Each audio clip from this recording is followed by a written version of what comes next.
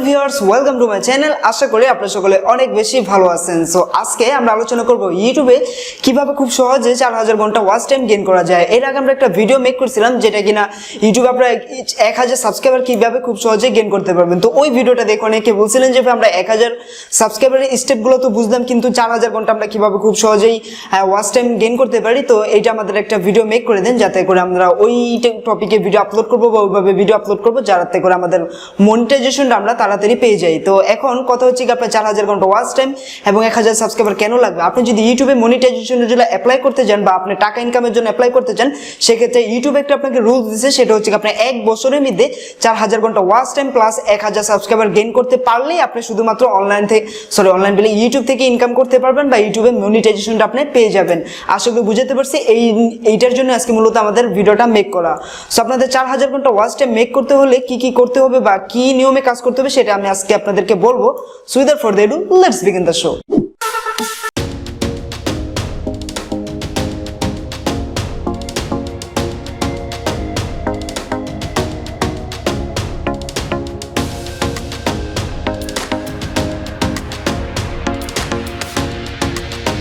তো step number 1 হইতেছে কি, আপনার টপিক সিলেক্ট করে ভিডিও আপলোড করতে হবে। আপনি দুইটা টপিকে ভিডিও আপলোড করতে পারেন, একটা হচ্ছে কি ইউনিক টপিক, আর একটা হইতেছে কি ট্রেন্ডিং টপিক। বাংলাদেশে ট্রেন্ডিং যে টপিকগুলো চলতেছে ওই টপিক নিয়ে আপনি ভিডিও মেক করলে আপনি মূলত ওয়াচ টাইমগুলো বেশি গেইন করতে পারবেন, বিকজ আপনার ওই ভিডিওগুলো অনেক সময় ধরে দেখবে। আর যে ভিডিওটা অনেক সময় বেশি দেখাতে পারবেন আপনি আপনার দর্শকদের বা সাবস্ক্রাইবারদের, ওই ভিডিওটা কিন্তু র্যাঙ্ক করার সম্ভাবনা খুব বেশি। সো আপনি এই ধরনের টপিক মূলত আপনাদের ইউটিউব চ্যানেলে আপলোড করতে হবে, যেগুলো ট্রেন্ডিং আছে বা আপনার ইউনিক টপিক।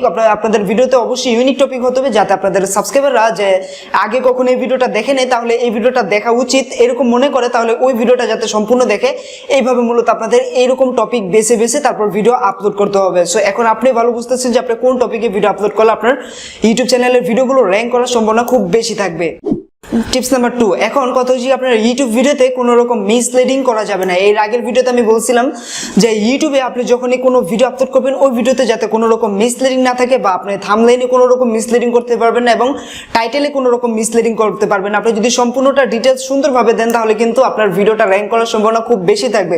এমন দেখা গেল যে আপনি থাম্বনেইলে একটা দিলেন, টাইটেলে আরেকটা দিলেন এবং ভিডিওতে গিয়ে দেখলাম আরেকটা। তো আপনার যেই থাম্বনেইল দেখা আপনার সাবস্ক্রাইবাররা বা যে কোনো ভিউয়াররা আপনার যে থাম্বনেইলটা দেখা ভিডিওটাতে ক্লিক করলো, এখন ঢুকে দেখলো আপনার থাম্বনেইলের সাথে টাইটেলের কোনো মিল নেই এবং ভিডিওর কোনো মিল নেই, তাহলে কি করবে? আপনার চ্যানেল থেকে সাথে সাথে বের হয়ে যাবে আপনার ভিডিও থেকে এবং আপনার ওয়াচ টাইম কমে যাবে, প্লাস আপনার কিন্তু চ্যানেলটাও সাবস্ক্রাইবও করবে না। সো আপনি থাম্বনেইলে যেটা দিবেন টাইটেলে ওইটাই দিবেন এবং ভিডিওতে যাতে ওনারা ওইটাই গিয়ে পায় যে আপনি যেই ভিডিওটা থাম্বনেইলে দিচ্ছেন যে এই থাম্বনেইলটাতে ক্লিক করলে এই ভিডিওটা দেখতে পাবেন, ওই ভিডিওটা যাতে আপনার সাবস্ক্রাইবাররা গিয়ে আপনার চ্যানেলে পায়, তাহলে কিন্তু আপনার চ্যানেলের ভিডিওগুলো অনেক টাইম ধরে ওয়াচ করবে এবং আপনার ভিডিও র্যাঙ্ক করার সম্ভাবনা কিন্তু খুব বেড়ে যাবে।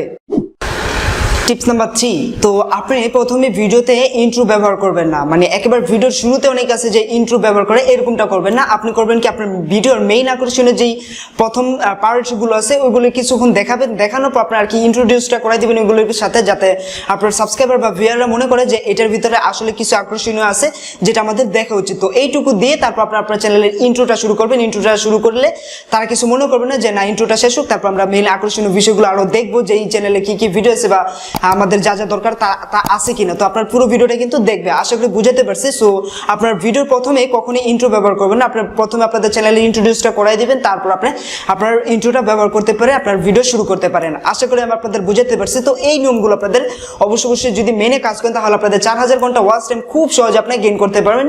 যেমনটা মনে করেন আমার বড় চ্যানেল, আমি 1 বছরের আগে 4000 ঘন্টা ওয়াচ টাইম প্লাস 1000 সাবস্ক্রাইবার খুব সহজে আমি গেইন করছি। এবং আপনাদের টপিকগুলো সিলেক্ট করতে হবে যে কোন টপিক আমার ভিডিও একটা র্যাঙ্ক করছিল। যদি দেখেন আপনার ভিডিও একটা র্যাঙ্ক করছে মোটামুটি, তো আপনি দেখবেন যে ওই ভিডিওতে আপনি কি টপিক ব্যবহার করছিলেন যা বা কি রিলেটেড ট্যাগ বা ডিসক্রিপশন বক্সে এইরকম সাজাইছিলেন। তো ওই রিলেটেড ভিডিও আপনারা পরবর্তীতে মেক করার চেষ্টা করবেন।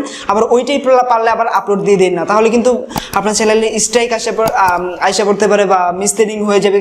তো এগুলো তো বুঝিনি, এগুলো আর আমার কি বোঝানো লাগবে? আপনি একটু মাথাটা খাটিয়ে ইউটিউবে ভিডিও আপলোড করেন, তাহলে আপনি অবশ্যই সাকসেস নিয়ে আসতে পারবেন। যাই হোক, এই 3টা টিপসই মূলত আজকে দেওয়ার ছিল। আশা করি আপনাদের ভিডিওটা অনেক ভালো লাগছে। ভালো লাগলে অবশ্যই একটা লাইক দিবেন এবং যারা নতুন আছেন অবশ্যই আমাদের চ্যানেলটা সাবস্ক্রাইব করবেন এরকম আরো অসংখ্য ভিডিও পেতে। সো আজকের মতো